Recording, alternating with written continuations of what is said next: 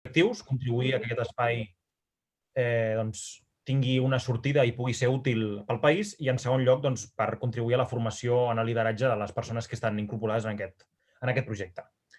La temàtica d'aquest segon seminari versa sobre l'encaix entre Catalunya i Espanya, que és un tema recurrent però que és molt interessant que puguem tractar aquí amb dos convidats de luxe com tenim avui, que són l'Eugenio Nassarre i el senyor Corbera.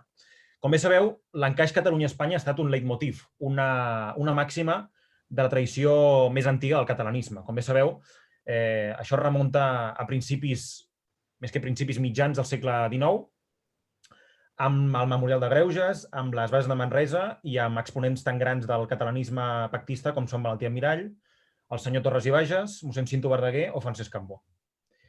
Aleshores, la idea d'aquest catalanisme integrador és la idea de superar aquesta conllevància a la que el senyor Ortega i Gasset es pensava que estàvem condemnats els catalans i la resta d'espanyols. Aquest seminari ens ajudarà per trobar algunes claus respecte a aquest encaix entre Catalunya i Espanya, i ho fem comptant amb dues persones que no són catalanes, que venen de fora de Catalunya, que ens ajudaran a trobar aquestes claus propositives a nivell de solucions respecte a aquesta problemàtica. I sense més, espero que gaudiu moltíssim del seminari i dono pas al Josep Miró. Abans de donar-li pas al Josep Miró, el seminari tindrà dues parts. La primera part serà la part dels ponents, 20 minuts de ponència del senyor Nassarre i 20 minuts de ponència del senyor Corbera. A mesura que hi hagi les ponències, vosaltres podeu començar a demanar torn de pregunta al xat. Quan acabin les dues ponències, començarem a donar-vos pas per ordre de petició de preguntes i estarem durant 45 minuts fent preguntes i responent-les. Sents més, Josep? La paraula és teva. Exactament. Molt bé, doncs, si us sembla, anem a començar i jo voldria fer una presentació perquè em sembla que paga la pena de les dues persones d'avui i de la temàtica. Començaré per Eugenio Nassarre, el que conec des de fa moltíssims anys.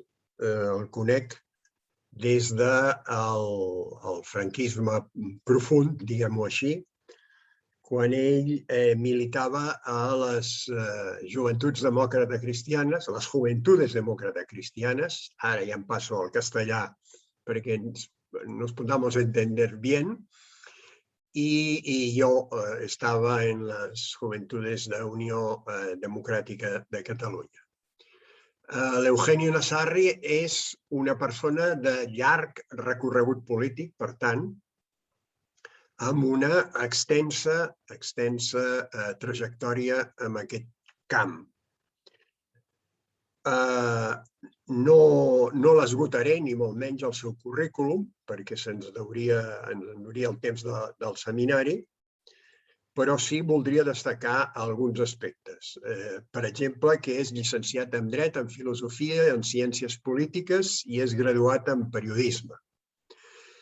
I és funcionari del Cos Superior d'Administradors Civils de l'Estat i amb el número 1 de la seva promoció. Això seria un flaix. Va entrar, diguem-li, a la vida pública a través de les Joventuts d'Acció Catòlica, quan això existia. Estem parlant dels anys 60 i després, com he dit, va pertànyer a les Joventuts Demòcrates Cristianes i a la Unió d'Estudiantes Demòcrates, que era un dels sindicats clandestins que hi havia a Madrid.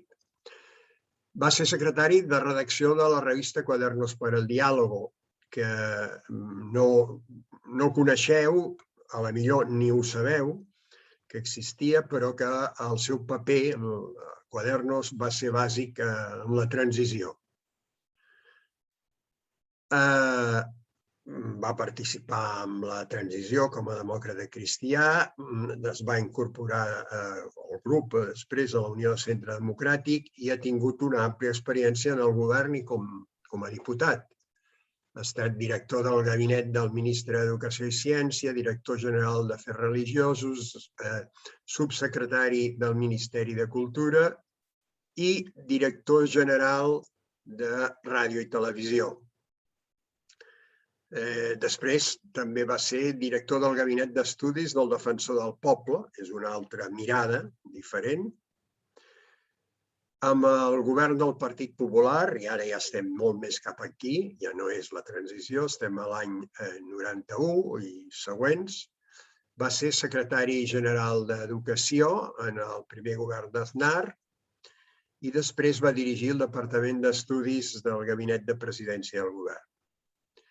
I ha estat diputat en 4 legislatures, que vol dir aproximadament 16 anys. El 2016 va abandonar la vida política, que no vol dir la inquietud cívica i el seu compromís com a cristià, que el manté, amb un càrrec que no és del perfil polític dels altres. Ha estat president del Consell Federal Espanyol del Moviment Europeu i en l'actualitat és membre del Consell Nacional de l'Associació Catòlica de Propagandistes i membre de l'Institut Internacional Jacques Maritain. Això ja dona un indici que no ha perdut que podríem dir el seu compromís demòcrata cristià. Aquí tindríem, per tant, una persona que ha fet de la política la seva acció de servei. El perfil d'en Juan Carlos Corbera és absolutament diferent. Coincideixen en una cosa. Són pare de 4 fills, però són de generacions diferents, ja es veu una mica.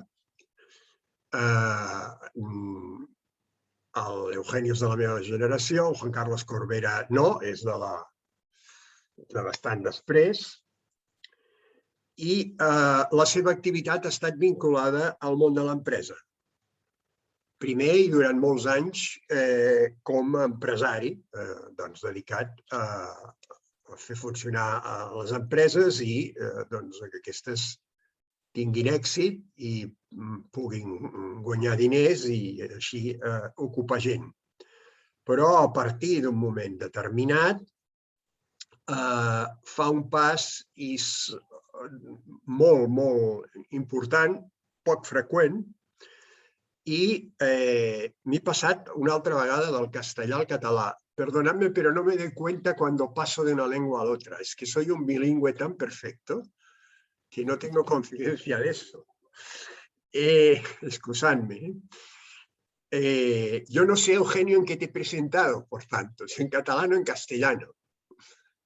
Te he entendido perfectamente. Ah, fantástico. Pues Juan Carlos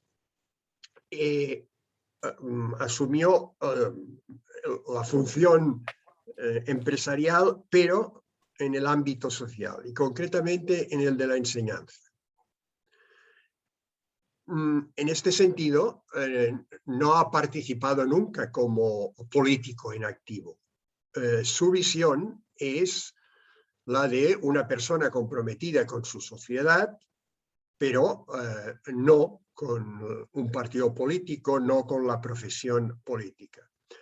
¿Por qué subrayo esto? Porque es importante que nos acostumbremos, cosa que el mundo político no hace, que nos acostumbremos a que en nuestras interlocuciones y en nuestras reflexiones surjan voces que hablen de problemas y cuestiones que son de orden colectivo y por consiguiente político, pero que no nacen de una reflexión directamente política en el sentido de la adscripción como profesión o como pertenencia a un partido.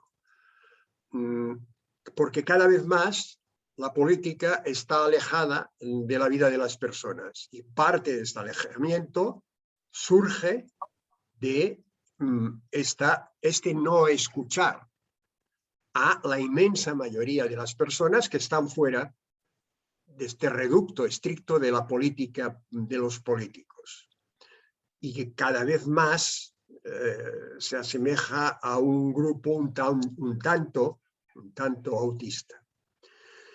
En este otro terreno, el social, Juan Carlos es máster de Pastoral Familiar por el Pontificio Instituto Juan Pablo II, es máster en Filosofía Personalista por la Universidad de Valencia y es miembro de la Junta Directiva de Sociedad Civil Ahora y del Consejo Ejecutivo de la Asociación Española de Personalismo.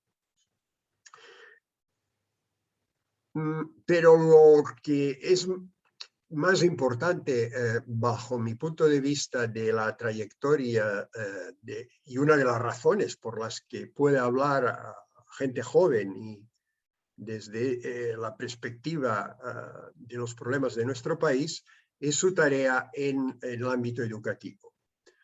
A través de la Fundación Educatio Servanda, él ha hecho una tarea ingente desde el 2007, pero sobre todo desde el 2013, cuando se dedicó de manera exclusiva. Porque esta fundación ha promovido centros educativos concertados, nuevos, o bien ha relanzado otros que se estaban muriendo.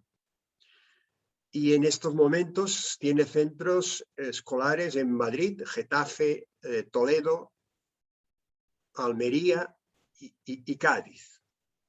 En total son 7 centros concertados y 3 centros de formación profesional. Es un conglomerado de 10 centros, o sea que desde el punto de vista educativo es importante y supongo que un nido de alegrías, pero también de muchas preocupaciones, sobre todo con políticas que cada vez más intentan ahogar la concertación. También se ha dedicado a iniciativas de impulso. Por ejemplo, la organización, y ya va por el 13, Congreso de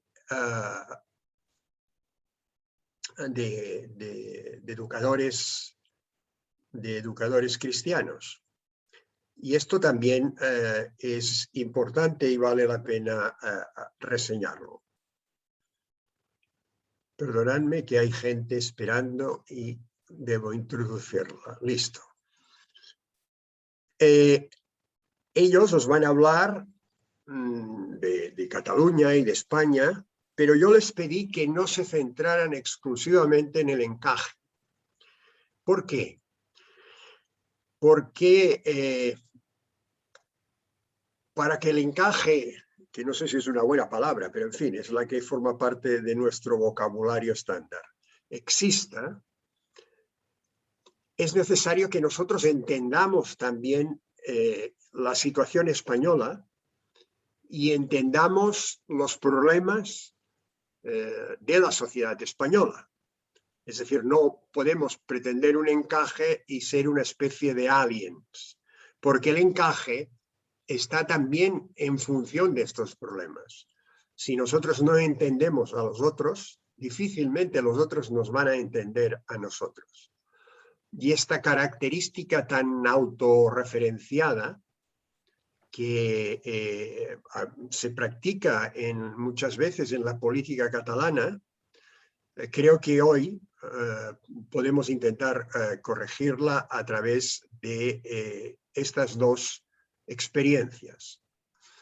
Después en el coloquio podrá producirse pues todas las ampliaciones por vuestra parte que sean necesarias.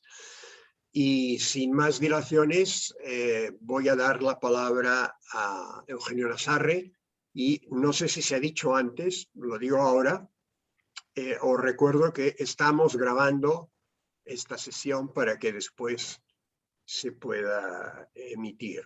Lo digo a efectos de los gritos y todo esto, si los evitamos, pues fantástico. Pues tiene la palabra Eugenio Nassarre. Pues muy buenas tardes a todos. Lo primero que quiero decir es que, como él ha dicho, soy un viejísimo amigo de Josep Miró. No ha dicho los años, yo puedo decir que al menos más de 50 años que nos hemos conocido. él no, pero yo ya en fin, soy un viejo. Yo no. ¿eh? Y a mí, en esta etapa de la vida a la que uno llega y que hay que aceptar en fin, con naturalidad, una de las cosas que me son más gratificantes es las conversaciones intergeneracionales. Y por lo tanto, cuando Josep Miró me planteó decir, bueno, dedicar este rato a vosotros, a este grupo, con el que en fin, me distancia un montón de años, me gustó mucho y me pareció que íbamos a pasar un buen rato. Para abordar el tema en fin, que nos ocupa y que vamos a dedicar todo este tiempo, yo me gustaría empezar, bueno, como solo tengo, vamos, fundamentalmente tengo la mochila de mi vida, hacer unas brevísimas referencias del pasado. Josep Miró ya en fin, lo ha apuntado.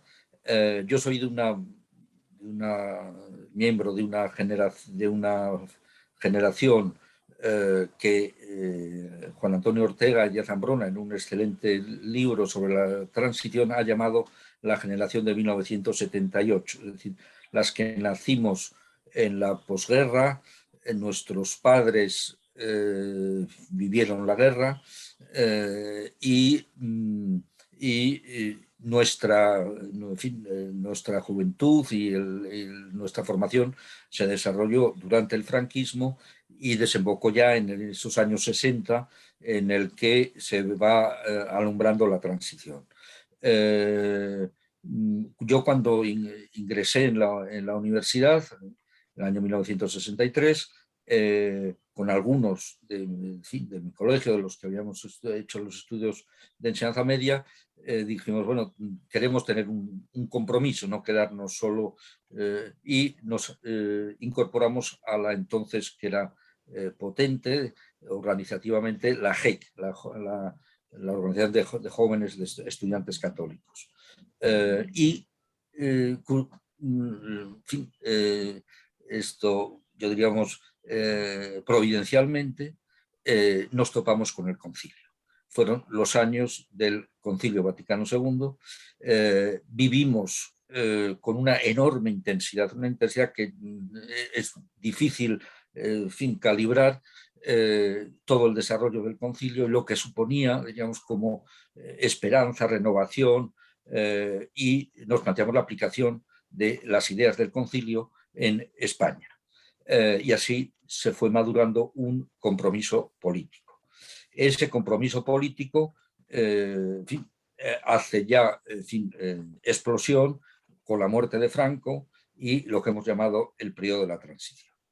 El producto de toda esa labor, de esa acción, de esos años, desde luego decisivos para mi instalación en el mundo y toda mi biografía, ha sido el Pacto Constitucional del año 1978. Y lo llamo pacto porque es de la historia constitucional de España la Constitución más producto de transacciones, de pacto, de intentar resolver los asuntos que habían dividido a los españoles durante los 2 últimos siglos y satisfacer de la manera mejor posible, no siempre como uno quiere, pero siempre el compromiso con renuncias mutuas, una convivencia que estaba marcada por tres o cuatro vectores. Uno, la superación del régimen de los vencedores. Es decir, no queríamos que el régimen de los vencedores de la guerra civil se perpetuase. Y para eso era imprescindible una segunda tema, que es una obsesión muy en el que los procedentes de los medios católicos pusimos toda la carne en el asador, que fue lo que hemos llamado la reconciliación, la superación de las dos Españas, que estaban divididas, la guerra había sido tremenda para esa división muy radical, con muertes por un lado y por otro espantoso, había que ir a la reconciliación. La reconciliación en aquel momento se consiguió y fue una obra sorprendente, pero históricamente muy fecunda. Por ambas partes llegamos a la convicción de que nadie teníamos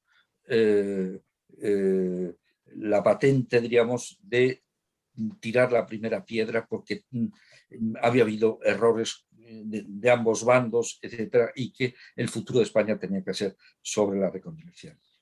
Tercero, una cosa que ayudó muchísimo, que es la aspiración de entrar en Europa. En una Europa que en aquel momento era un camino de éxito y que era el gran club de las democracias basadas en las libertades, en una economía social de mercado, etc. Y uno de los temas que había que resolver efectivamente era el tema territorial. Sabíamos, teníamos en la cabeza que España era plural, que había unos problemas fundamentalmente, en fin, por su personalidad histórica muy potente, Cataluña y País Vasco, y yo lo digo, es decir, se hicieron esfuerzos, yo creo que por ambas partes. Se ha dicho que la Constitución de 1978 tiene acento catalán, porque la tarea de Miguel Roca fue muy importante de meter en el lenguaje.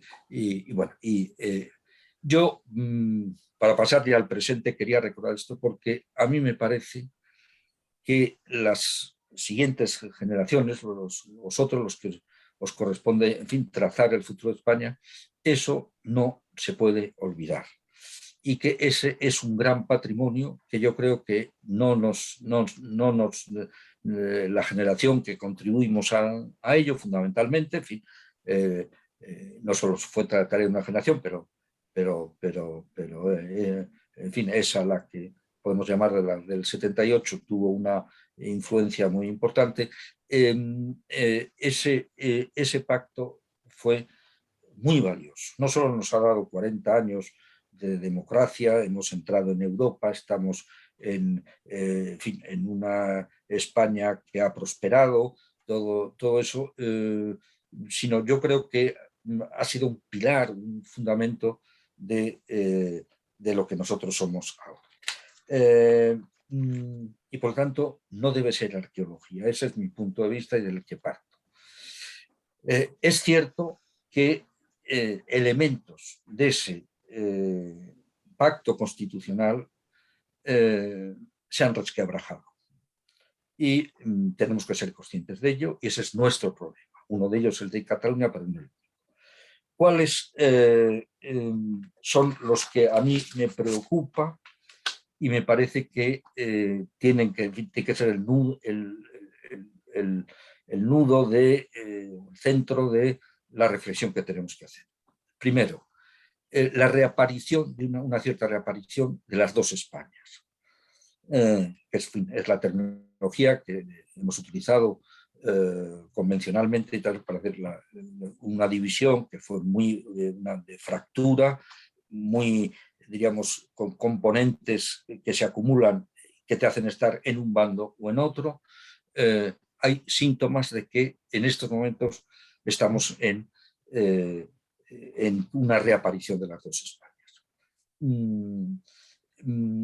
Y hay algo que tengo que decir nada más 2 palabras, pero que estar ahí me preocupa mucho, he escrito sobre ello, que es el proyecto de ley de memoria democrática, que es un proyecto de ley que, con la excusa de que no se han resuelto, lo demás se han resuelto, en la medida que se puede, la reparación a las víctimas, los que habían sido depurados, todos se les repuso, concesión de la nacionalidad incluso a los nietos de los que tuvieron que exiliarse, los derechos que tenían también se les repuso, etc. Bueno, el tema de las fosas es el único que no está resuelto. Para mí es un misterio porque, bueno, hay que averiguarlo, porque el fracaso después de tantos años, cuando se podía hacer, no había ninguna ni prohibición ni nada, sino todo lo contrario. Hay todavía, según dicen, 20 o 20 y tantas mil fosas por distintos pueblos y todo eso, que no se ha hecho nada. Bueno, y con ese motivo hay una reinterpretación de la transición que nos obliga de nuevo a posicionarnos entre uno u otro bando. Y eso puede ser enormemente perturbador para la vida española. Por tanto, primero elemento que es mi posición, hay que combatir, hay que tener en cuenta, es no a las dos Españas. El segundo tema es, fundamentalmente, está focalizado en estos momentos, desde el año 2013-14 se va deteriorando el tema del independentismo en Cataluña. Yo lo llamaría eso, no a la ruptura de España, y sí a una España integrada, integradora de todos los españoles. La ruptura de España a mi juicio, es un mal moral, desde luego, pero un mal de carácter histórico. Un divorcio, aunque al final se produzca un arreglo y en fin, ante el juez o sin el juez, esto provoca elementos perturbadores enormes. Yo no concibo una ruptura inodora, incolora, que no sea traumática. Y yo creo que el pacto de la Constitución del 78 nos da el camino para resolver este tema. Tercer elemento que se ha incrustado en estos momentos, no a los nacionalismos como sujetos políticos emergentes y potentes en la España de hoy. Los nacionalismos, bueno, eso lo teníamos muy claro, la generación, sobre todo por el aliento de Europa, Europa se hizo con una actitud, con una convicción de que los nacionalismos habían sido los causantes de los males de las dos guerras europeas y que había que superarlos. En España, este fenómeno es otro tercer elemento perturbador. En la derecha ha surgido Vox. Vox lo puedo definir como un partido nacionalista español. Yo creo que esa es su característica, por eso es euroescéptico, aunque diga, los partidos euroescépticos no solo tienen plantean separarse de Europa, pero sí parar las cesiones de soberanía y limitar, diríamos, lo que es las relaciones de Europa, y el American First es España es lo primero, o Polonia es lo primero, o lo que sea. Bueno, y a mí este es el marco que tenemos que ver. Bueno, y por parte y el nacionalismo catalán, con el que, bueno, para decirlo, o el catalanismo, bueno, hasta mediados de los años de la segunda decenio de este siglo, habíamos llegado a compromisos y acuerdos satisfactorios. Se produjo un proceso de radicalización, que yo creo que el origen es el origen de nuestros males, de estas tres cosas que he planteado. Es la crisis del año 2008, mal resuelta, mal enfocada por el gobierno de Zapatero, 2008-2009, no se toman las medidas y España entra en una especie de colapso económico que hace que sea al final, con el agua al cuello, tiene que tener unas medidas populares, y ahí surge Podemos y surge una nueva izquierda que ahí quiere replantear totalmente el régimen del 78, y surge la nueva aspiración de Cataluña, con en fin, todo lo que sabéis, que desemboca en el referéndum y en ya incluso la proclamación de independencia, aunque después fue suspendida, pero ese hecho ha quedado ahí. Y eso provoca la reacción de, ante en algún sector de la vida española, la solución o la en fin, trayectoria, las medidas que toma el gobierno Rajoy consideran insuficientes, que es blando, puramente burocrático. De eso podemos hablar en el coloquio. Yo creo que hay muchas cosas que criticar a Rajoy, pero en fin, Rajoy, conociendo, yo lo conozco, esto lo que no era nunca partidario de tomar medidas extremas, creía que se podía, en fin, con la ordinaria administración y resolver el asunto. El caso es que fracasó. Por lo tanto, ya con esto termino mi exposición. No estoy en condiciones de aconsejar nada. Yo, digamos, me respetan algo, a los viejos se les respeta, se suele respetarse en algunos ámbitos del Partido Popular, del que sigo siendo afiliado de base, y doy algunos consejos. A mí me parece que el centro-derecha español no debe de esto orientarse hacia un neonacionalismo. Eso sería un gran error, eso hay que combatirlo.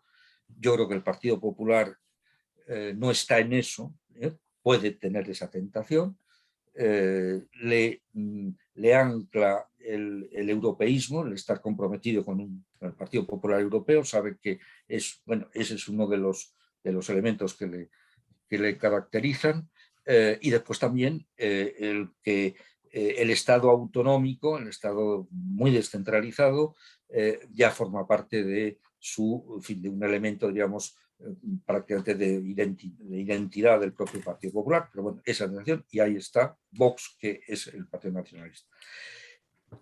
Otra, en relación con Cataluña. A mí me parece que en Cataluña la tarea más importante es reconstituir a la altura del siglo XXI el constitucionalismo, un constitucionalismo radicado, que puede estar radicado perfectamente en un catalanismo o no, pero esto que defienda y proyecte hacia el futuro en la sociedad catalana, porque la sociedad catalana está padeciendo muchas cosas, lo vemos desde fuera de Cataluña, desde el punto de vista económico, social, división, etc. Yo creo que la que le puede salvar es un constitucionalismo que ahora yo veo desde Madrid, que está endeble, que es débil.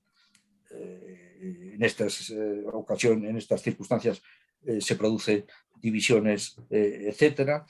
No tiene un liderazgo, en fin, claro.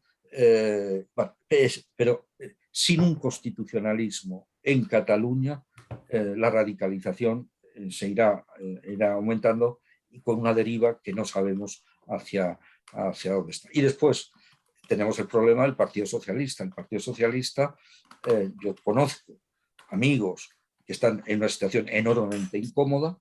Yo creo que Sánchez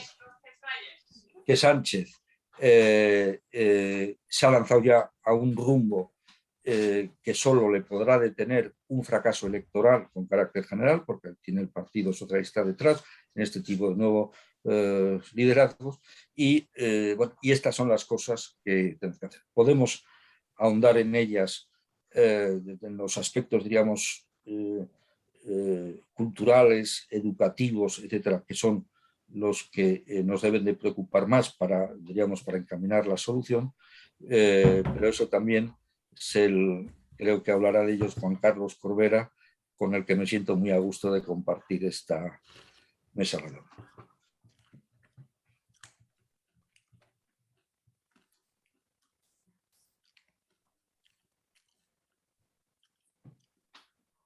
Josep,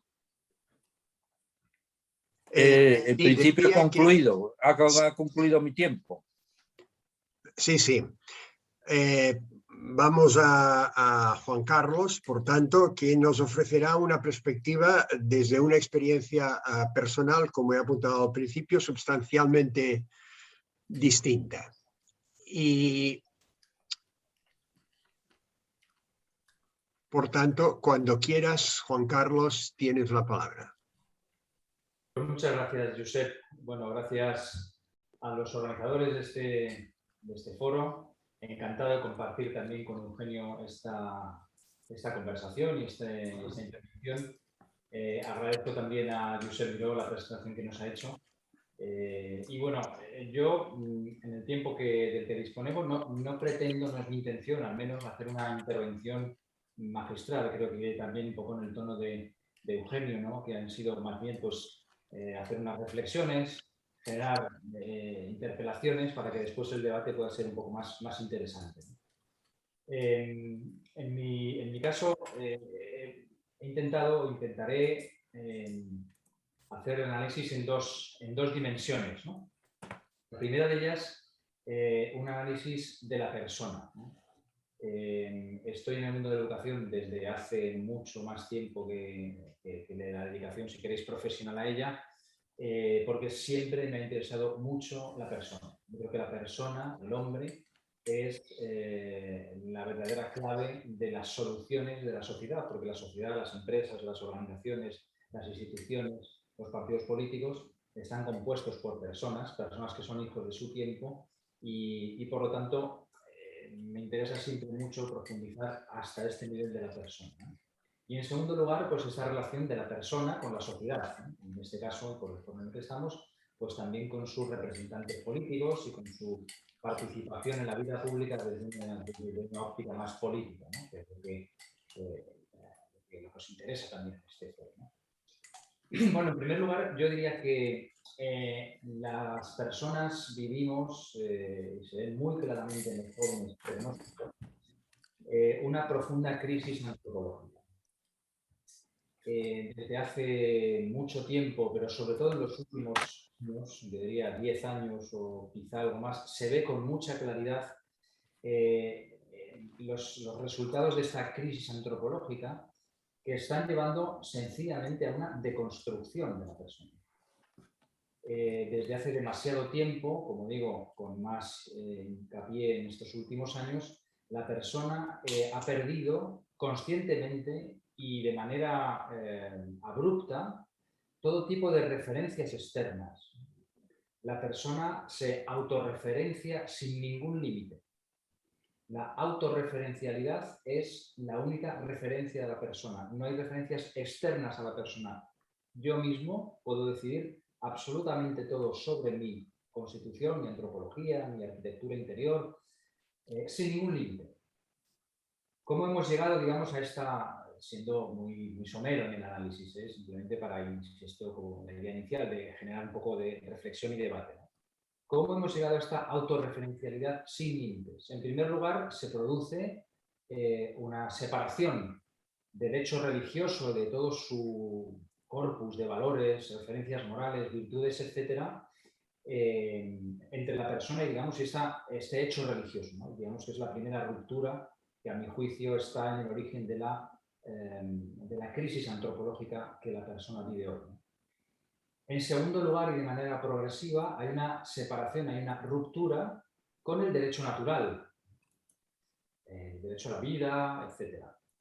Y en tercer lugar, que lo estamos empezando a ver ahora, ya incluso una ruptura y una separación incluso de la realidad biológica, hasta el punto que podemos inventarnos qué somos y qué tipo de género queremos tener.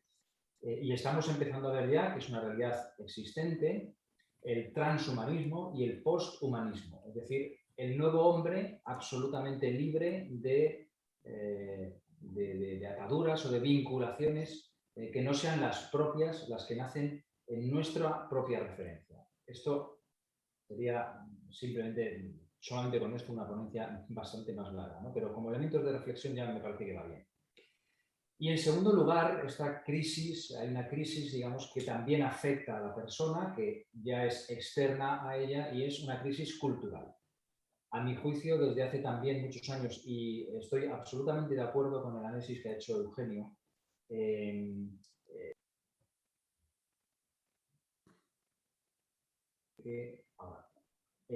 podríamos, en fin, podría hilar esta parte de mi reflexión con la que ha hecho Eugenio, ¿no? Donde lo ha dejado, porque efectivamente, a mi juicio, existe desde hace un tiempo, que yo lo fijaría, no con exactitud, pero sí con referencia en la primera legislatura de José Luis Rodríguez Zapatero, todas esas cuestiones que ha estado desvelando Eugenio con bastante fortuna, ¿no?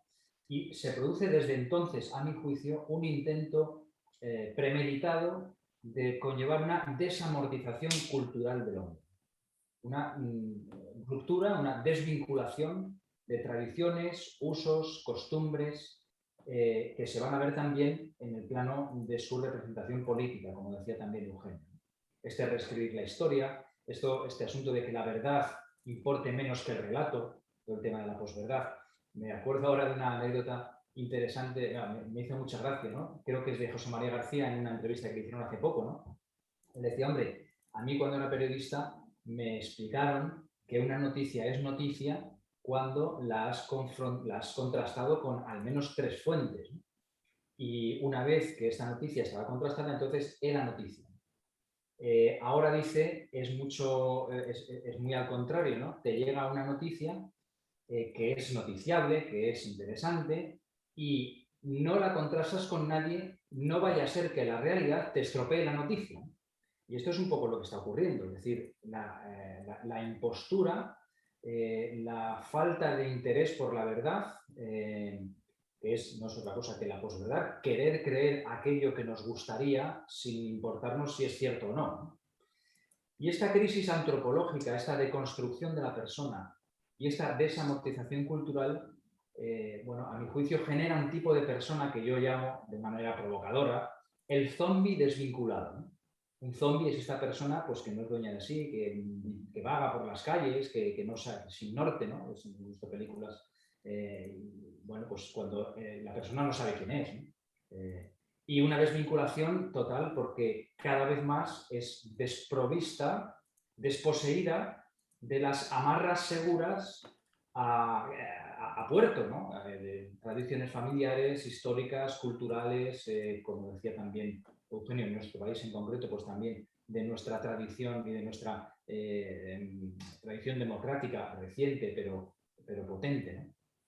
Entonces, esta crisis de la persona, que tiene este componente cultural, se suma a una crisis más de ámbito político o de representación política, que se ve claramente en las encuestas, ¿no? Como ha dicho Eugenio, después de la transición, después de la democracia, pues básicamente había 3 espectros políticos, la derecha, la izquierda y el centro. Un poquito más adelante quedaron 2 y entonces los 2 grandes partidos optaban por el centro-derecha o el centro-izquierda, una vez que el partido que representaba el centro pues, desaparece.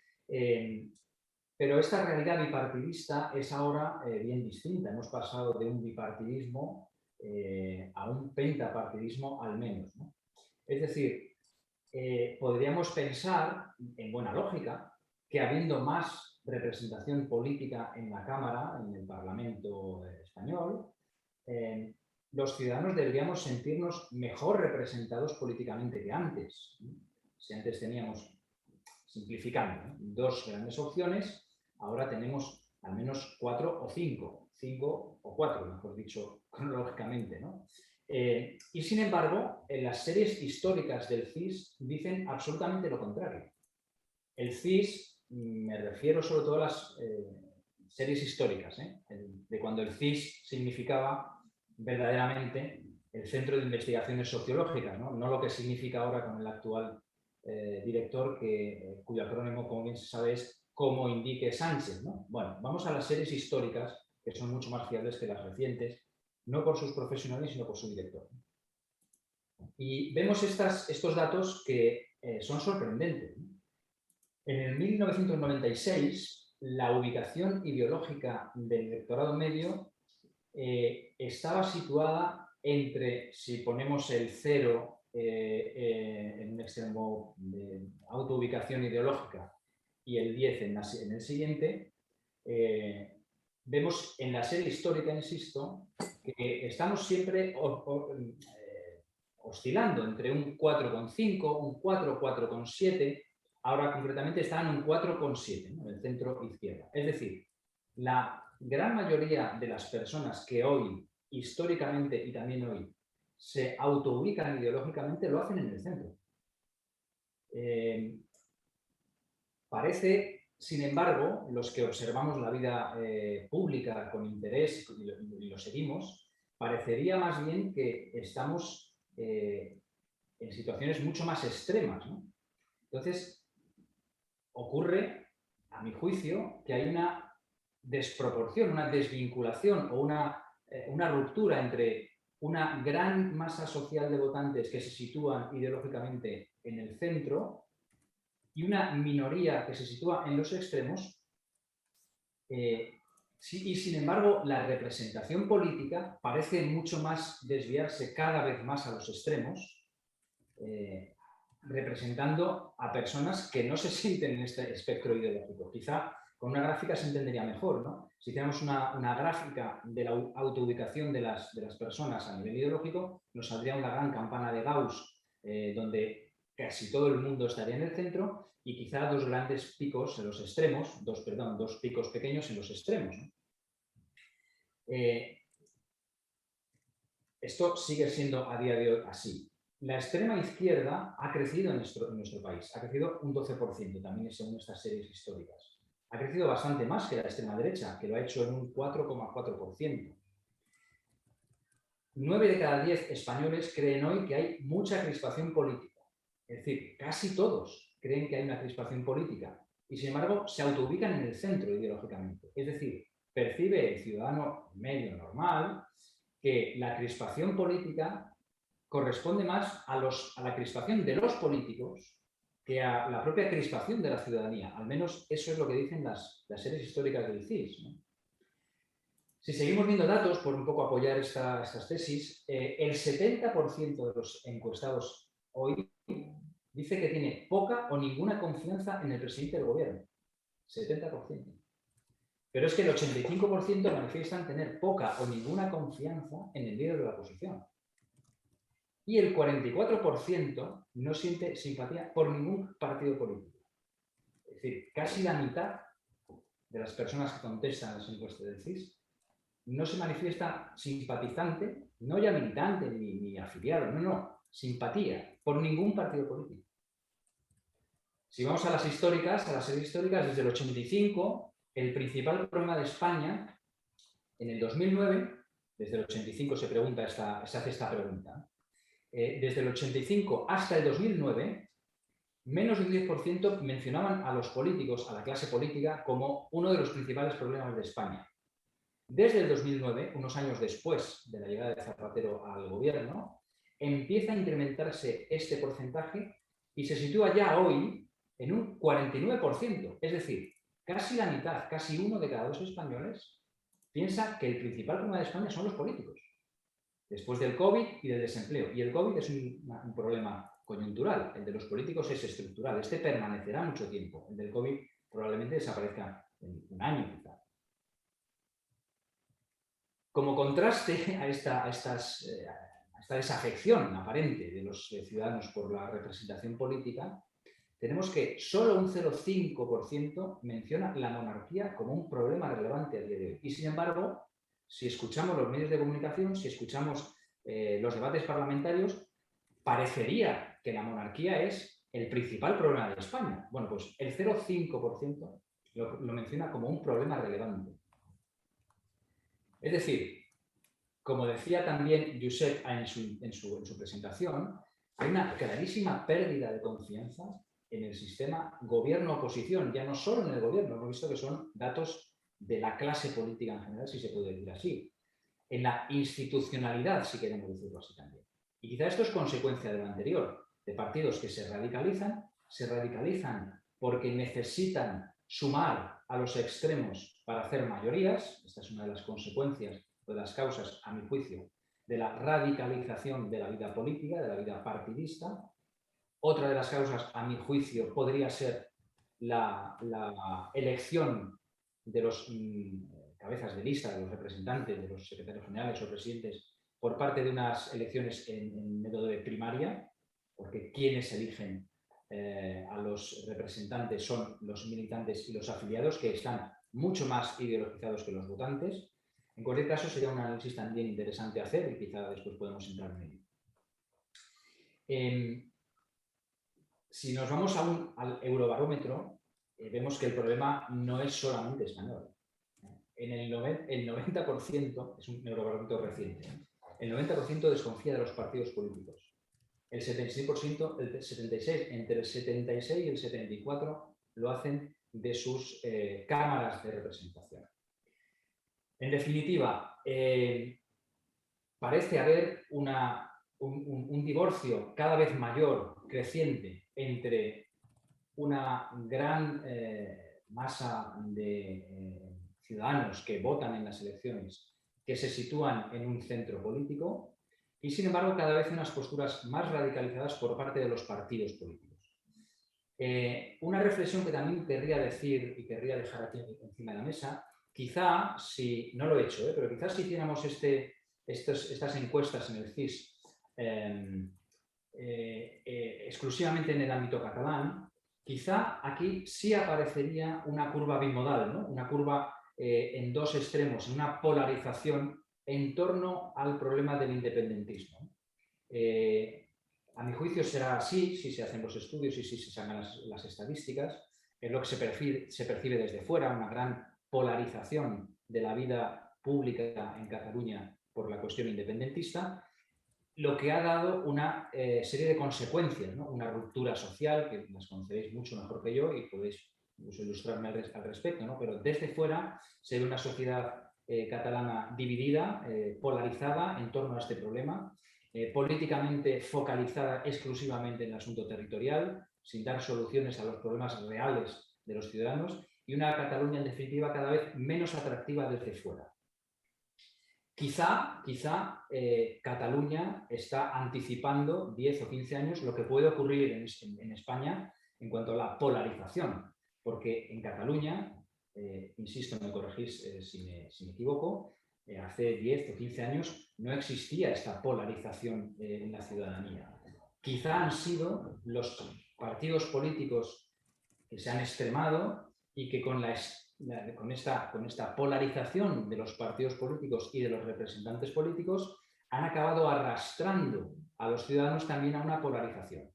Quizá esto podría ocurrir, si fuera así, esto es una hipótesis, podría ocurrir también en el panorama del conjunto de España, puesto que ahora tenemos representantes políticos más polarizados, más radicalizados. Queda ver si esa gran masa de población que está a favor de un pacto de Estado entre el centro-derecha y el centro-izquierda, o que está a favor de las grandes cuestiones de Estado, como que los jueces sean elegidos por los jueces, como que, es decir, una serie de cuestiones donde solamente los políticos no se ponen de acuerdo, ¿no? Por cuestiones de táctica electoral y de extremo en las posiciones. Si preguntáramos a la ciudadanía sería mucho más fácil ponerse de acuerdo con los políticos. Esto nos pasa en educación, ¿no? Cuando hablamos del pacto de Estado sabemos que el pacto de Estado es imposible si hay un solo político sentado en la mesa del pacto. O si, no habiendo políticos, profesionales, si me permitís la expresión, haya agentes sociales que actúen como correa de transmisión de los políticos. En todas las mesas de educación en las que vamos siempre decimos lo mismo. Unos y otros. Veamos la educación desde un punto de vista o desde otro. Nos pondríamos de acuerdo en pocos meses para hacer un pacto de Estado sobre educación, siempre y cuando no existan políticos en la mesa. Esto ocurre no solamente en el campo de la educación, a mi juicio, sino en muchos otros. Entonces, la pregunta que yo lanzo, ¿no? Esta posición cada vez más extrema de los partidos políticos, ¿arrastrarán a los extremos a la ciudadanía? ¿O serán los ciudadanos los que consigan ahormar en el centro a las grandes fuerzas políticas, ¿no? Si yo, y esto también es una hipótesis, si yo, chequeando a los jóvenes con los que me relaciono todos los días, tuviera que apostar en qué ocurriría, me parece que ocurrirá lo que, a mi juicio, ha ocurrido en Cataluña. Los partidos políticos, los medios de comunicación, que son correas de transmisión de los partidos políticos, tienen una capacidad de influencia en los ciudadanos mayor de la que los ciudadanos tienen en los partidos políticos. Y por tanto yo observo que cada vez los jóvenes están en posiciones más extremas. Si vamos a los parámetros, a las últimas encuestas del CIS, el voto joven no está ni en el Partido Popular ni en el Partido Socialista. El voto joven está en el espectro ideológico de la izquierda en Podemos y en el de la derecha en Vox, salvando las distancias que hay jóvenes en todos los sitios. Es decir, ojo, porque si esta polarización de la vida política, que tiene su origen, como ha dicho Eugenio, en una revisión, en un revisionismo histórico del periodo de la transición, se establece de manera permanente o estable en unas décadas en nuestro país, es posible que en pocos años veamos una polarización de la ciudadanía en general que traerá consecuencias, a mi juicio, tan desastrosas como las que está trayendo ya desde hace una década al menos en Cataluña. Como decía, termino ya, se acabó el tiempo, era cuestión de abrir pistas de reflexión, de generar debate y de interpelar también y quizá provocar en algún momento, porque creo que lo más interesante de estos foros es siempre la contraposición de ideas. Así que muchas gracias por invitarme. Muchas gracias, Juan Carlos. Y ahora pues vamos a pasar directamente y sin más dilaciones al coloquio.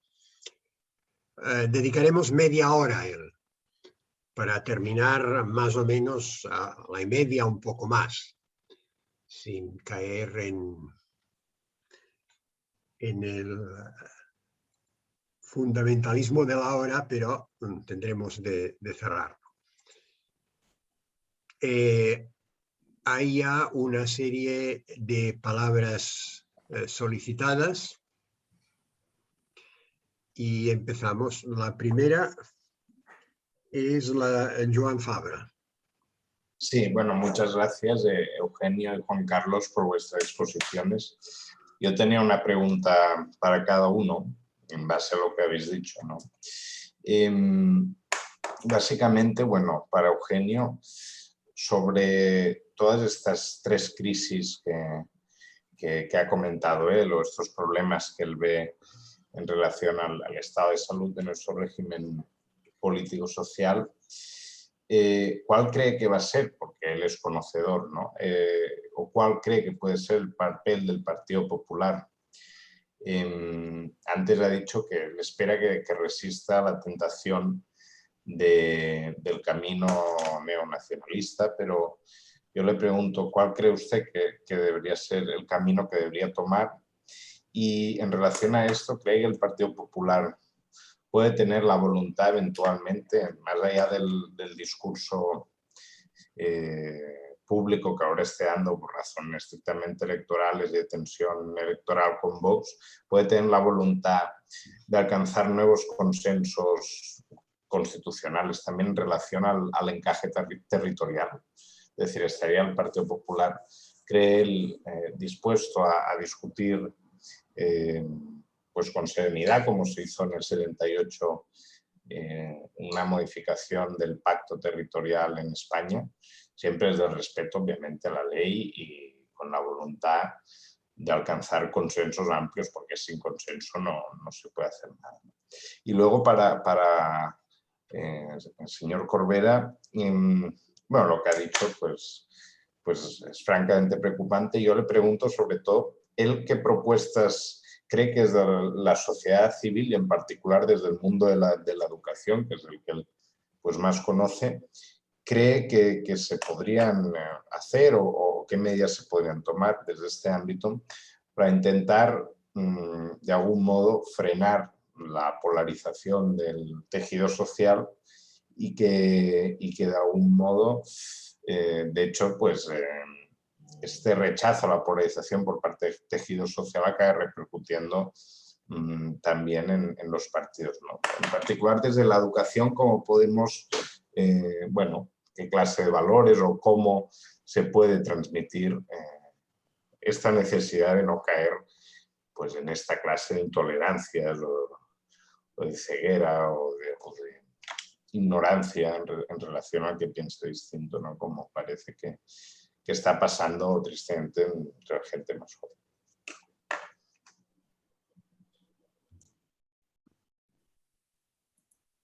Eugenio, ¿quieres intervenir tú primero? ¿Me toca? Sí. Bueno, muchas gracias a Joan por su pregunta. Me vais a permitir que antes de responderla, en breves segundos diga un comentario a la intervención de Juan Carlos, que me ha gustado mucho, en el tema de lo que él ha llamado, globando todo, la crisis antropológica.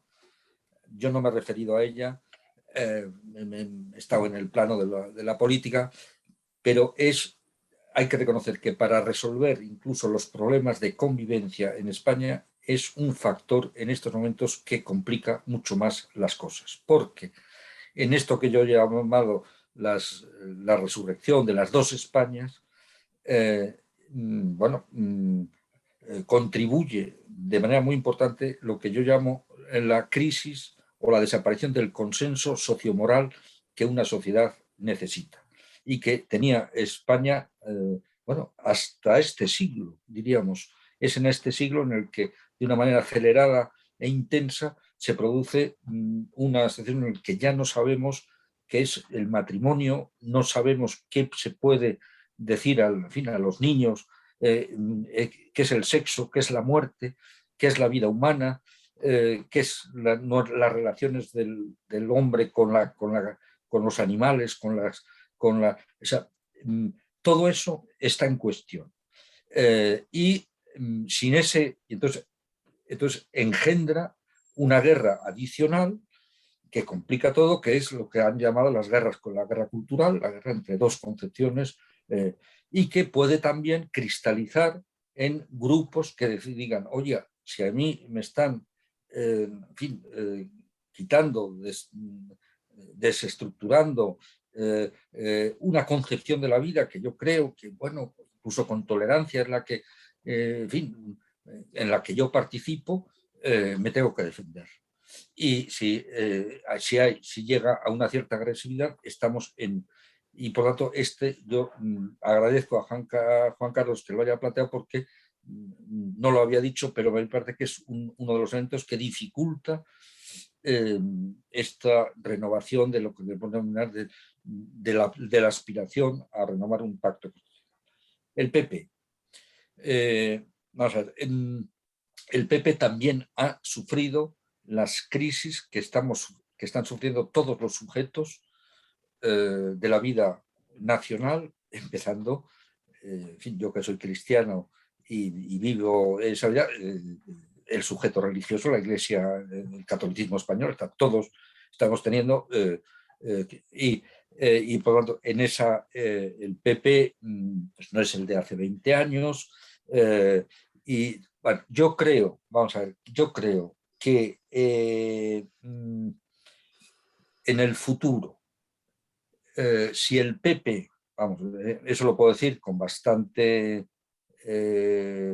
claridad y yo creo y con fundamento, si el PP lograra unos resultados, unos apoyos electorales suficientes para no tener que la necesidad de colaborar con Vox, eso sería un alivio a la mayoría del PP, que ve que en el futuro, con un resultado electoral, por ejemplo, en el que haya mayoría de las elecciones y obliguen a una formación PP-Vox, eso no sé cómo cómo saldríamos adelante, pero tendría unas dificultades enormes para los pactos necesarios para la otra parte.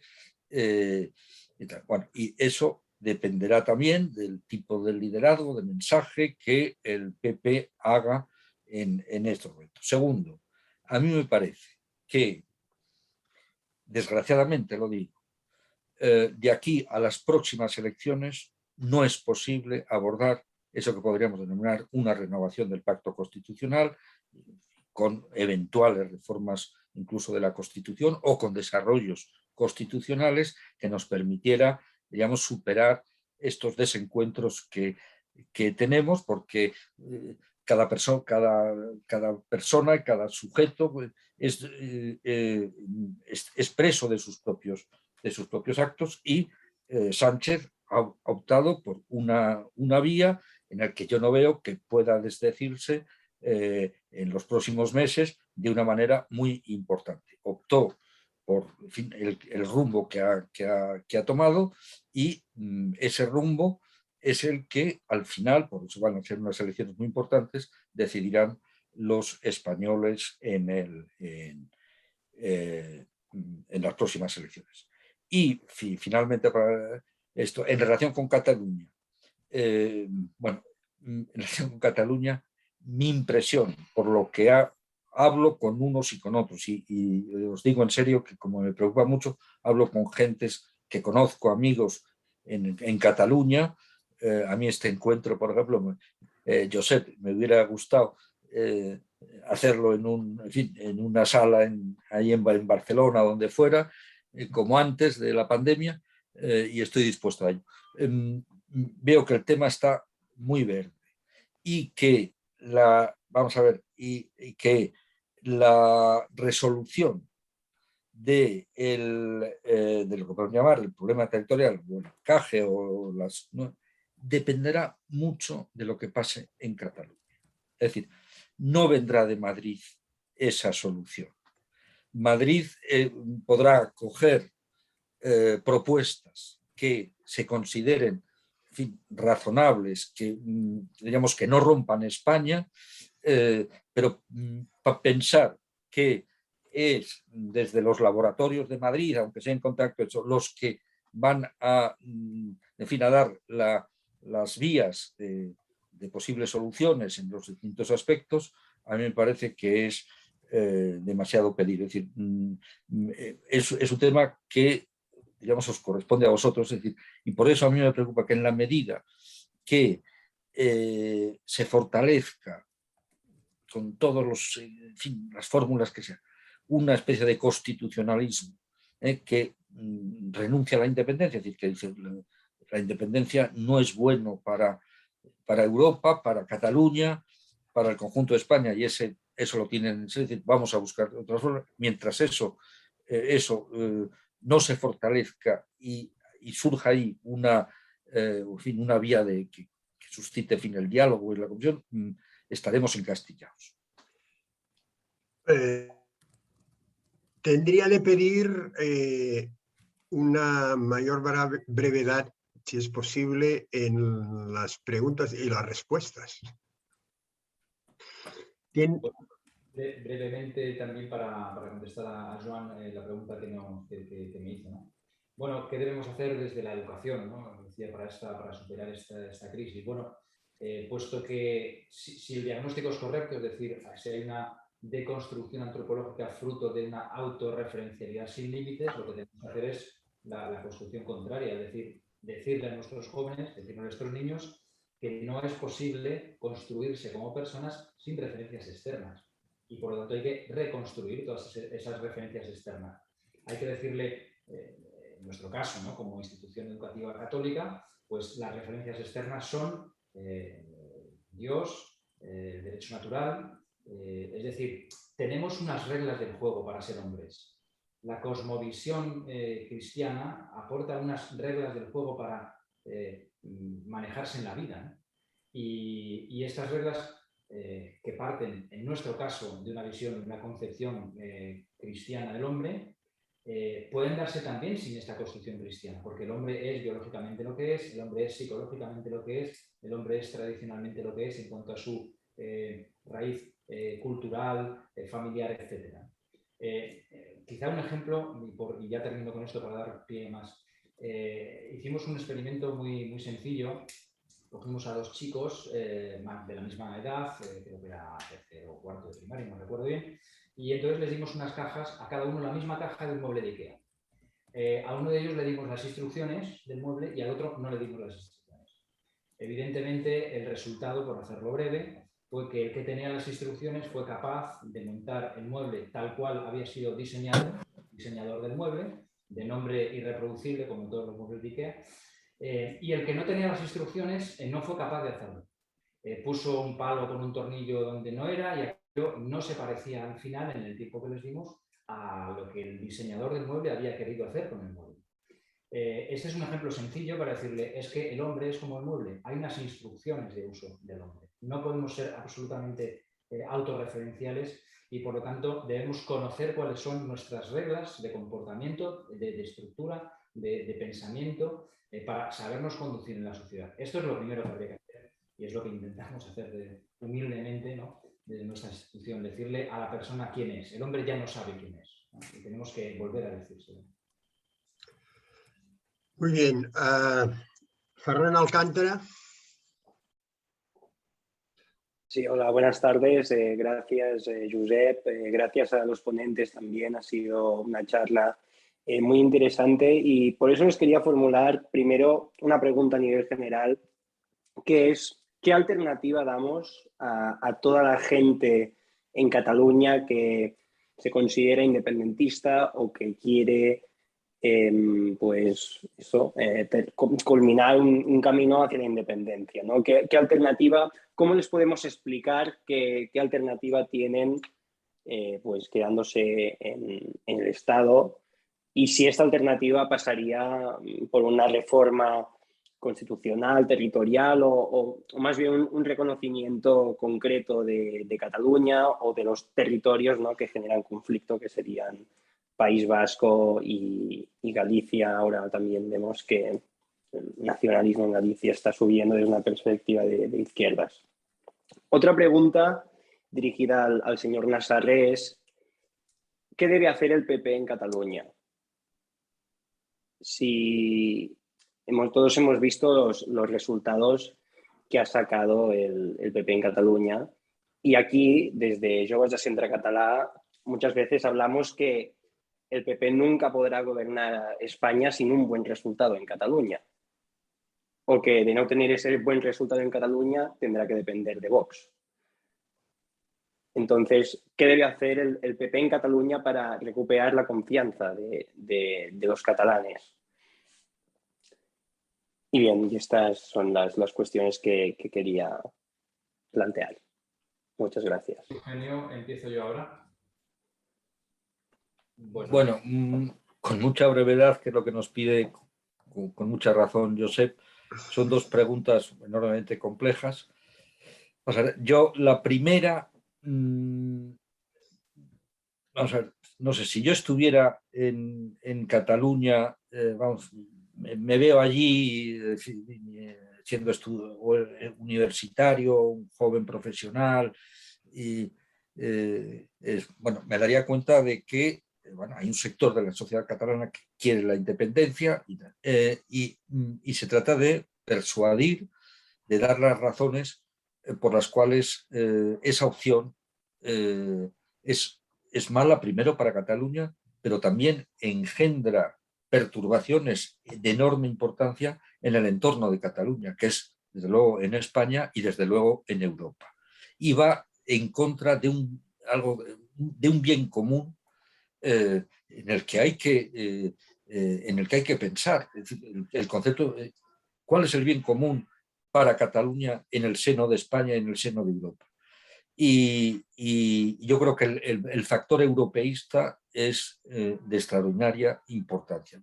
Es incompatible ser independentista y ser europeísta. Y eso hay que decirlo. Es decir, esa disyuntiva hay que plantearla con toda su radicalidad y es falso decir que es compatible. A mí, una de las cosas que más me han gustado por ejemplo, de las memorias de Dunal Lleida, que en fin, sacó hace un par de años, bueno, con el que yo he tenido, en fin, relaciones como es natural en el Congreso, es el capítulo que dice, lo dice muy bien, yo rechazo el independentismo porque me hacía abdicar de mis convicciones europeístas. Bueno, eso por ahí en la primera pregunta. Y la segunda, la verdad es que no tengo respuesta. Creo que pensando así en un futuro, en un camino que habría que recorrer, un centroderecha español, digamos, que responda a los parámetros del pacto constitucional, debería de aceptar y contribuir en la medida que se pueda, cosa que ahora no existe, a una fórmula como la de la CDU-CSU en Alemania. Pero eso está, y eso lo veo yo, muy verde. Y hasta que eso se produzca, bueno, el PP tendrá que ser ahí un reducto, sabe que en fin, bueno, ha fracasado en su presencia en Cataluña, y hasta que no encuentre, yo diría, esa sería en fin, una solución que yo creo que podría tener mucho futuro y mucho recorrido, pero hay que construirla. Bueno, brevemente también, efectivamente, como coincido con Eugenio, ¿no? Ferran, has hecho una pregunta muy, muy complicada y, por supuesto, que no tiene una solución sencilla, ¿no? Pero yo voy a hablar de una experiencia que yo he vivido personalmente que quizá puede iluminar, ¿no? A mí me parece que sería, para solucionar el problema, el conflicto, creo que es necesario recuperar los afectos perdidos. Es decir, como siempre, yo busco la raíz de los problemas en las personas. Por lo tanto, ahí están también las soluciones. Quizás sería necesario, y insisto que hablo de una experiencia personal, sería necesario quizá encontrar para esos jóvenes un bien mayor a la cuestión territorial, donde puedan encontrarse, de manera que se generen espacios de encuentro entre las personas que tienen opiniones distintas, enfrentadas, entre unos y otros, ¿no? Si se encuentra ese bien mayor y se propone ese espacio común, ¿no? De comunión, que esté por encima moralmente de la cuestión independentista, se generan estos espacios que permiten a las personas conocerse. Porque una de las cuestiones que siempre pasa cuando estamos enfrente al otro es que no conocemos ni la persona ni su historia. Es decir, hay una desafección. No me siento afectado por lo que dice el otro porque para mí no representa nada. En el momento que estos afectos personales se empiezan a construir, empiezan también a buscarse soluciones para ese otro problema en el plano más inferior y que nos separa. Y al final estas soluciones aparecen porque yo me he identificado con la visión del problema que tiene el otro vía a su conocimiento y a su afecto al final, y él conmigo. Y entonces es mucho más fácil desde ese plano del afecto de las personas que piensan distinto, que estas personas que piensan distinto encuentren soluciones, a hacerlo desde un plano donde no hay ningún tipo de comunicación. Esto es una teoría muy bonita, pero es bastante difícil llevarlo a la práctica, ¿no? Pero al menos como teoría me parece que sería interesante explorar. Nuestra experiencia nos ha funcionado perfectamente y era una cuestión territorial con una cuestión de Cataluña. Salva. Vale, a mí me gustaría hacer una pequeña reflexión, también duda. Lo primero es que a mí tampoco me gusta utilizar el concepto encaje Cataluña con España, porque creo que sería más correcto utilizar un concepto de encaje de España consigo misma, que es lo que España quiere ser. Y de hecho creo que es la razón por la que fracasó, por ejemplo, el falso intento de Artur Mas de pacto fiscal, partía de la premisa de encajar Cataluña con España. Yo creo que esa no es la solución. Y creo que en ese sentido lo que se tendría que haber hecho es que Cataluña hubiese hecho una propuesta diligente para cambiar España para todos los españoles. O sea, quiero decir, algo que ayudase a todo el mundo, que más gente pudiese sentirse representado, o sea, ahondar en la autonomía o lo que fuese en ese momento. Pero yo entiendo que en ese momento era difícil.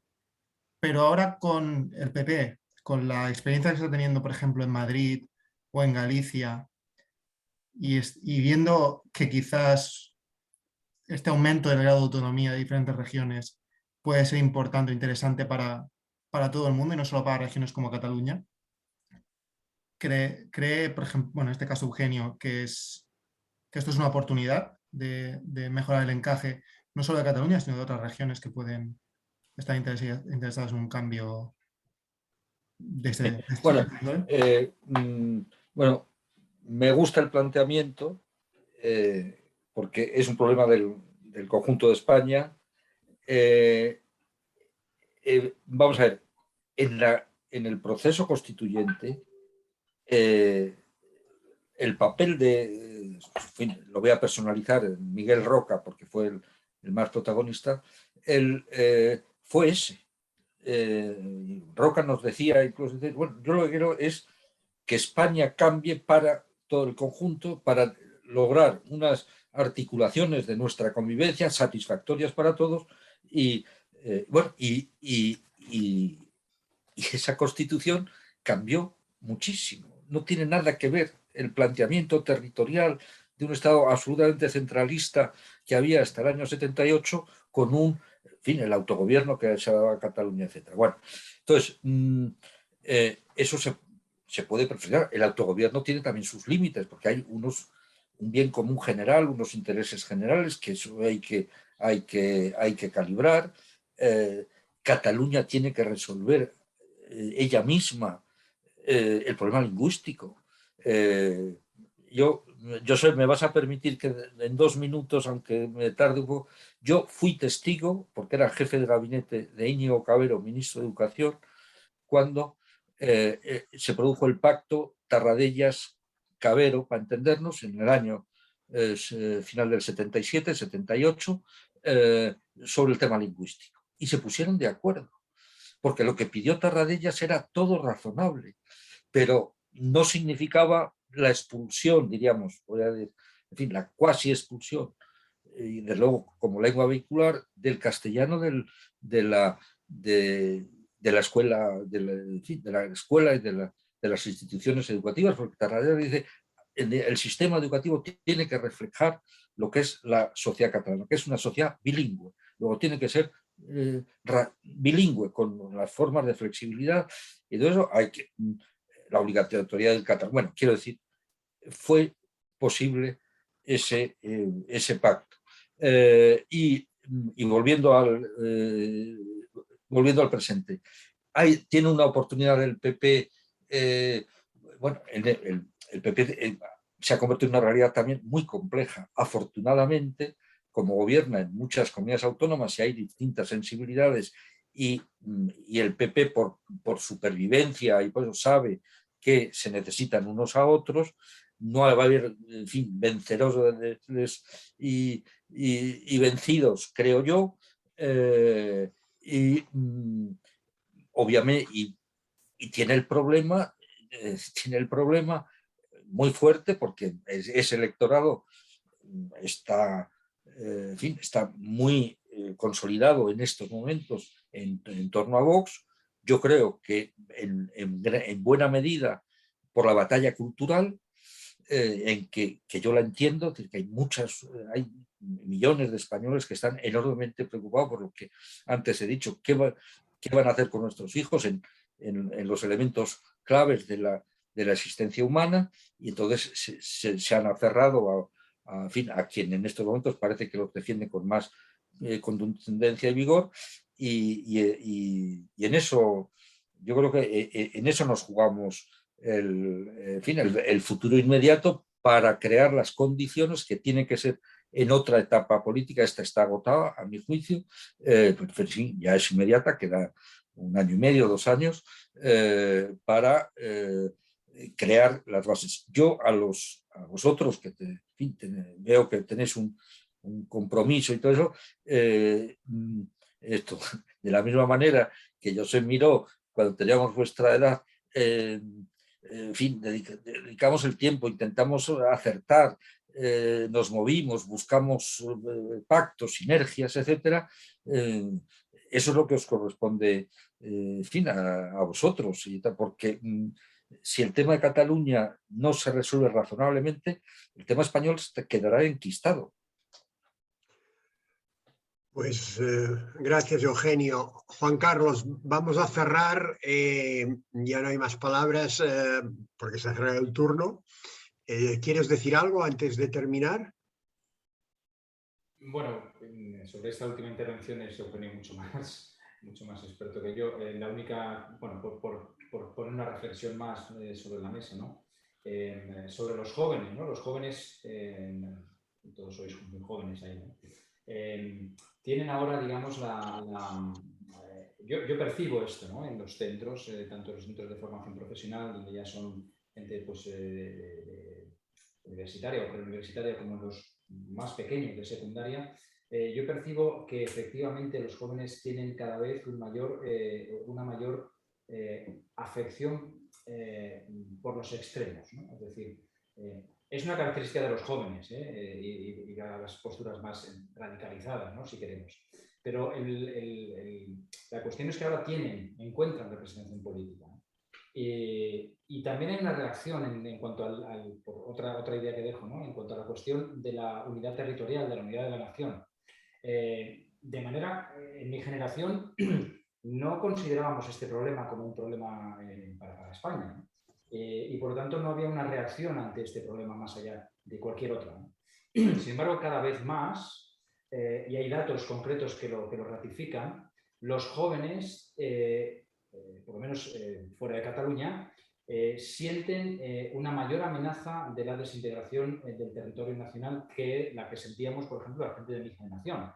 Y esto se ve en cuestiones tan objetivas, ¿no? Como, por ejemplo, la gran cantidad de jóvenes que quieren servir a la unidad territorial en una institución que la defiende, como es el ejército, ¿no? El ejército español, por ejemplo, en la Academia Tierra, piden un 12,03 para entrar, sobre una media de 14. Es decir, cuando la nota de corte está en 12,03 es porque hay una gran cantidad de jóvenes que piden esta incorporación a las Fuerzas Armadas, ¿no? Esto es un dato objetivo que quizás no refleja lo que estoy diciendo, pero a mí me parece que junto con otros, van en la misma dirección, ¿no? En cuanto a la cuestión de la amenaza que se siente sobre la unidad territorial de España, ¿no? Y hay reacciones de los jóvenes en este sentido. Pues fantástico, muy bien. Iker, si vols acomiadar no el dol, sinó la sessió, doncs tens la paraula i després de tu tanquem. De acuerdo. Básicamente me gustaría agradeceros muchísimo a los dos, Juan Carlos Corbera y a Eugenio Navarro, por estar aquí con vuestras magníficas intervenciones que nos han arrojado un poco de luz a la oscuridad de la problemática que tenemos aquí en Cataluña entre catalanes y en España entre españoles. Ha sido muy positivo y también felicito a las personas que han intervenido por la altura de las preguntas, que han dado también el clavo respecto a temas interesantes que pueden contribuir a encontrar también pues, un poquito de luz entre tanta oscuridad. Básicamente, por recordaros al resto pues, que la idea es que estos seminarios se vayan reproduciendo una vez al mes y que, por lo tanto, pues, continuar con esta iniciativa formativa para contribuir al debate público y para que este espacio que está emergiendo en Cataluña pueda ser un espacio positivo de encuentro, de concordia, de fraternidad cívica, que sea capaz de construir la sociedad del futuro y de las próximas generaciones. Nada más, muchas gracias y ens veiem aviat. Josep y los demás, he pasado muy buen rato, para que lo sepáis. Mejor así.